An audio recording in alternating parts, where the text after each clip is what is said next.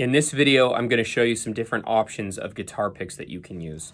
So whether you're a beginner, intermediate, advanced, I myself have, in the almost 20 years that I've been playing, I have always sort of teetered back and forth between different picks. And when you're starting out, you might think one pick is better than the other, or essentially all picks are not created equal. They all do really good stuff. They all do really particularly different stuff, and they all have sort of a different characteristic about them. Now, while I'm not necessarily an expert on materials picks are made out of, some are acrylic, some are just plastic, all I know is that there are different thicknesses or different gauges of pick that we can choose from. Starting with fairly light gauge, 0.60 millimeter. Okay, this is Jim Dunlop, enough for you to see. This is obviously going to be very thin, and the magic with thin picks is pretty much just for strumming. Okay, nothing really to shake a stick at other than the fact that it's very, you're hearing a lot of the strings, but it's not attacking you, It's almost got a papery quality to it and can sound really nice in a studio environment for a part that maybe needs to be a little bit more in the background. All right, the next gauge up would be about a 0.88. It's a little bit thicker. As you can see, it's got more of a thickness than the 0.60. It's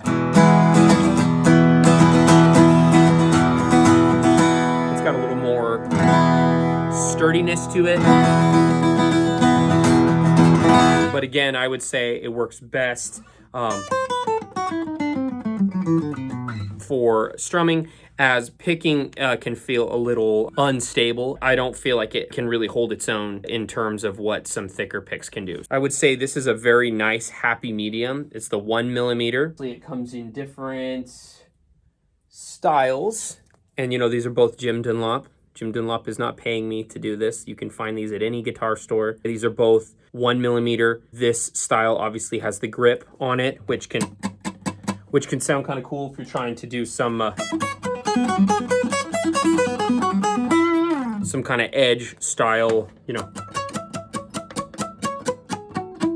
You can turn the pick around and pick with the grip part. I personally find this to be a very medium pick gauge for performing live because it has the sort of characteristic that I like for strumming.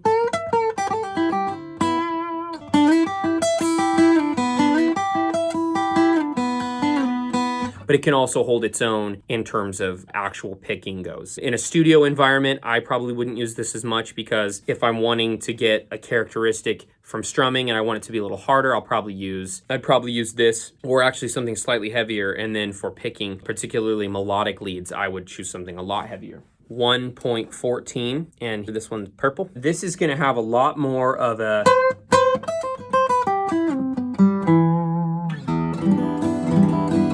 It's going to have a lot more of a kind of an edge to it. Your fingers are going to be feeling a lot more confident in what you play. Like it can really take a beating and it can really handle carving out your favorite riffs. An acrylic, extra heavy. They come in this nice yellow. This is going to give you a pretty exaggerated, you can hear this kind of a kraka, kraka, kraka. A nice texture. And then as far as picking goes, we're going to get a lot of that kind of juicy overtone that we sort of like with melodic picking. Comparable to that would be something like this, 2.0. It's a plectrum that's, it's a little sharper. Kind of got a butteriness to it.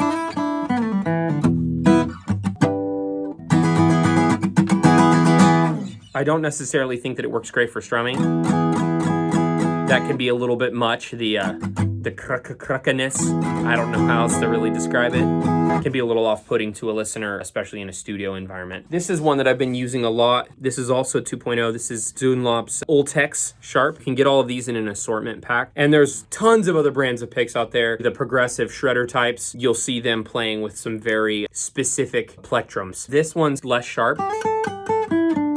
Well, I mean, it's called a sharp, but what I mean is it has less of that sort of like kraka kraka. It's a little bit of a neutral between, I believe it's the 1.12 or 1.18, whichever one that was.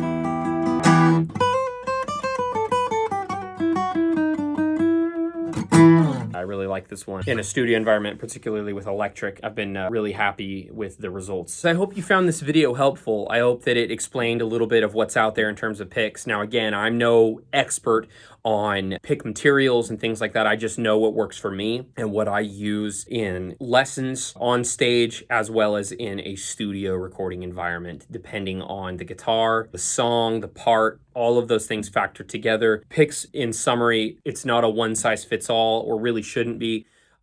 Be bold, be adventurous, try different picks out. You know, obviously try using no pick at all, and see where that leads you. Thank you so much for watching. Hit the like button, subscribe, leave a comment. Let me know what other sort of videos you'd like to see. We'll see you next time.